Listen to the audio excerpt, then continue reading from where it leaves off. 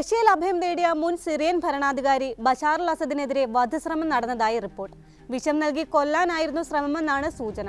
ദേഹാസ്വാസ്ഥ്യത്തെ തുടർന്ന് ബഷാർ മോസ്കോയിൽ ചികിത്സയിലായിരുന്നുവെന്ന് അന്താരാഷ്ട്ര മാധ്യമങ്ങൾ റിപ്പോർട്ട് ചെയ്യുന്നു. മുൻ റഷ്യൻ ചാരന്റെ നേതൃത്വത്തിലുള്ള ജനറൽ SVR എന്ന പേരിലുള്ള ജനപ്രിയ ടെലിഗ്രാം ചാനലിലെ വിവരങ്ങൾ അടിസ്ഥാനമാക്കിയാണ് മാധ്യമങ്ങൾ വാർത്ത പുറത്തുവിട്ടത്.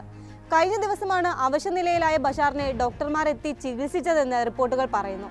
കടുത്ത ചുമയും ഛർദിയും തുടർന്നാണ് ചികിത്സ തേടിയത്. താമസ സ്ഥലത്തേക്ക് മെഡിക്കൽ സംഘം എത്തുകയായിരുന്നു. നിലവിൽ ആരോഗ്യനില മെച്ചപ്പെട്ടിട്ടുണ്ടെന്നും റിപ്പോർട്ടുകൾ വ്യക്തമാക്കുന്നു. ബഷാറിന്റെ ശരീരത്തിൽ വിഷാംശം കണ്ടെത്തിയതായാണ് വിവരം. വധശ്രമത്തിന്റെ ഭാഗമാണിതെന്നും റിപ്പോർട്ടിൽ പറയുന്നുണ്ട്. വാർത്തയോട് പ്രതികരിക്കാൻ റഷ്യൻ വൃത്തങ്ങൾ തയ്യാറായിട്ടില്ല. പ്രസിഡന്റ് വ്ളാഡിമിർ പുടിൻ ഉൾപ്പെടെയുള്ള ഉന്നത റഷ്യൻ വൃത്തങ്ങളുമായി ബന്ധപ്പെട്ട രഹസ്യ വിവരങ്ങൾ പുറത്തുവിട്ട് ജനറൽ SVR മുൻപും വാർത്തകളിൽ നിറഞ്ഞിരുന്നു. റഷ്യൻ ഫോറിൻ ഇന്റലിജൻസ് സർവീസിൽ അഥവാ SVR നിലവിൽ പ്രവർത്തിച്ചുകൊണ്ടിരിക്കുന്നവരും മുൻ ജീവനക്കാരും ഉൾപ്പെടെ ചാനലിന്റെ ഭാഗമാണെന്നാണ് ഇവർ അവകാശപ്പെടാറുള്ളത്.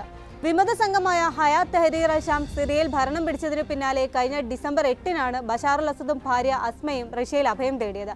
ബഷാറിനും കുടുംബത്തിനും മോസ്കോയിൽ എത്താനുള്ള സൗകര്യം ഒരുക്കി നൽകിയത് റഷ്യൻ ഭരണകൂടമായിരുന്നു.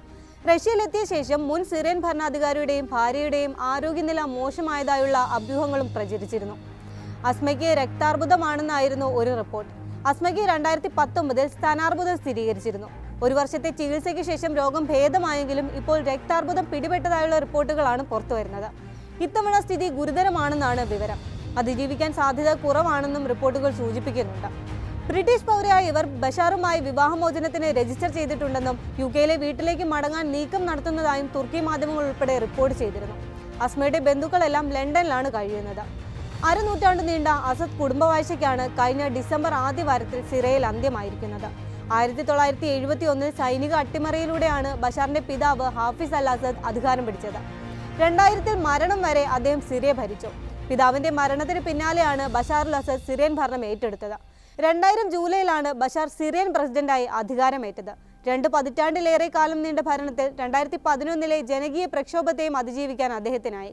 സഹോദരൻ ബാസിൽ അൽ അസദാണ് പിതാവിന്റെ പിൻഗാമിയാകുമെന്ന് പ്രതീക്ഷിക്കപ്പെട്ടിരുന്നത്. എന്നാൽ 1994 ഒരു കാർ അപകടത്തിൽ ബാസിൽ മരിച്ചതോടെയാണ് സിറിയൻ ഭരണത്തിനുള്ള നിയോഗം ബഷാറിലെത്തിയത്.